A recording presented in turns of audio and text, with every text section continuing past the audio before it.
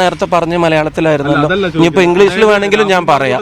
കേരള പ്രദേശ് കോൺഗ്രസ് കമ്മിറ്റിയുടെ പ്രസിഡന്റ് ഞാൻ പറഞ്ഞിട്ട് അതല്ല ഞാൻ ചോദിച്ചോട്ടെ. ഞാൻ വളരെ സ്നേഹത്തോടെ ഒരു കാര്യം ചോദിച്ചോട്ടെ. ആ ചോദ്യത്തിൽ നിങ്ങളൊരു ചോദ്യം എന്നോട് ചോദിച്ചു. എന്നോട് എന്താ ചോദിച്ചത്? താങ്കൾ എന്നോട് ഞാൻ മറുപടി ഞാൻ പറഞ്ഞോട്ടെ. താങ്കൾ എന്നോട് ചോദിച്ചത് സ്പെസിഫിക് ആയി തന്നെ ചോദിച്ചു. എന്തുകൊണ്ട് KPCC-യിൽ ഇന്ന് പങ്കെടുക്കുന്നില്ല? വളരെ സ്പെസിഫിക് ആയിട്ട് ഞാൻ മറുപടി പറഞ്ഞു. കേരള പ്രദേശ് സ്കൂൾ ടീച്ചേഴ്സ് അസോസിയേഷന്റെ KPSTA മറുപടി ഒരു ചോദ്യം, ഒരു സെക്കൻഡ് എന്നോട് ഇപ്പൊ ഒരു ചോദ്യം ചോദിച്ചു. ഞാൻ പറഞ്ഞോട്ടെ ഒരു ചോദ്യം, അല്ലെങ്കിൽ ഞാൻ അപ്പുറത്ത് നിൽക്കുന്ന നിങ്ങൾ ഇവിടെ നിന്ന് പറഞ്ഞോ, ഞാൻ അപ്പുറത്ത് നിൽക്കുക, മൈക്ക് എൻ്റെ തന്നാൽ മതി.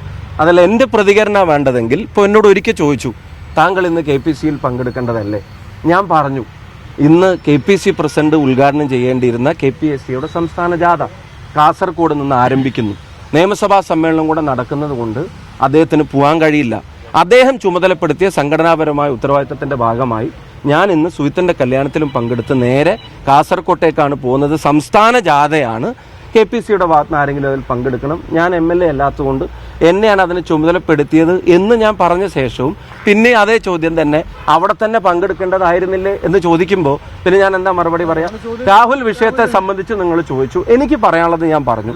KPCC പ്രസിഡന്റ് അല്ല, അതിന് എന്റെ മേലെ ഉത്തരവാദിത്തപ്പെട്ട പാർട്ടിയുടെ പ്രസിഡന്റ് പറഞ്ഞതിൽ കൂടുതൽ എനിക്കൊന്നും പറയാനില്ല എന്നുള്ള മറുപടി ഒരു പാർട്ടി പ്രവർത്തനം എന്ന നിലക്കും പാർട്ടി